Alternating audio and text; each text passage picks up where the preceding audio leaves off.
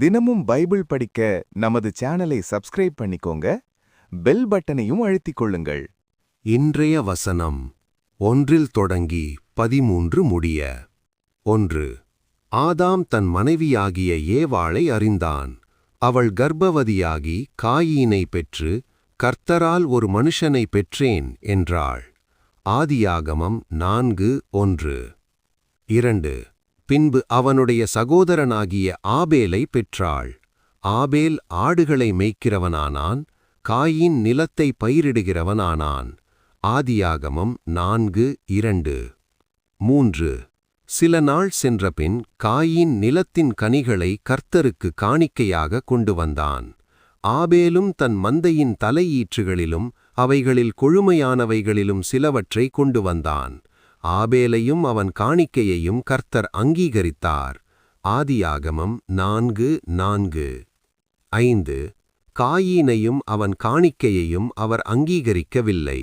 அப்பொழுது காயீனுக்கு மிகவும் எரிச்சல் உண்டாகி அவன் முகநாடி வேறுபட்டது. ஆதியாகமம் 4:5. 6. அப்பொழுது கர்த்தர் காயீனை நோக்கி, உனக்கு ஏன் எரிச்சல் உண்டாயிற்று? உன் முகநாடி ஏன் வேறுபட்டது? ஆதியாகமம் 4:6. 7. நீ நன்மை செய்தால் மேன்மை இல்லையோ? நீ நன்மை செய்யாதிருந்தால் பாவம் வாசற்படியில் படுத்திருக்கும். அவன் ஆசை உன்னை பற்றியிருக்கும், நீ அவனை ஆண்டு கொள்ளுவாய் என்றார். ஆதியாகமம் 4:7. 8.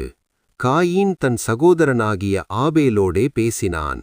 அவர்கள் வயல்வெளியில் இருக்கும் சமயத்தில் காயீன் தன் சகோதரனாகிய ஆபேலுக்கு விரோதமாய் எழும்பி அவனை கொலை செய்தான். ஆதியாகமம் 4:8. 9. கர்த்தர் காயீனை நோக்கி, உன் சகோதரனாகிய ஆபேல் எங்கே என்றார். அதற்கு அவன், நான் அறியேன், என் சகோதரனுக்கு நான் காவலாளியோ என்றான். ஆதியாகமம் 9:9. 10. அதற்கு அவர், என்ன செய்தாய்? உன் சகோதரனுடைய இரத்தத்தின் சத்தம் பூமியிலிருந்து என்னை நோக்கி கூப்பிடுகிறது. ஆதியாகமம் 10:10. 11. இப்பொழுது உன் சகோதரனுடைய இரத்தத்தை உன் கையிலே வாங்கிக் கொள்ள தன் வாயை திறந்த இந்த பூமியில் நீ சபிக்கப்பட்டிருப்பாய். ஆதியாகமம் 11:11. 12. நீ நிலத்தை பயிரிடும்போது அது தன் பலனை இனி உனக்கு கொடுக்காது. நீ பூமியில் நிலையற்று அலைகிறவனாயிருப்பாய் என்றார். ஆதியாகமம் 12:12.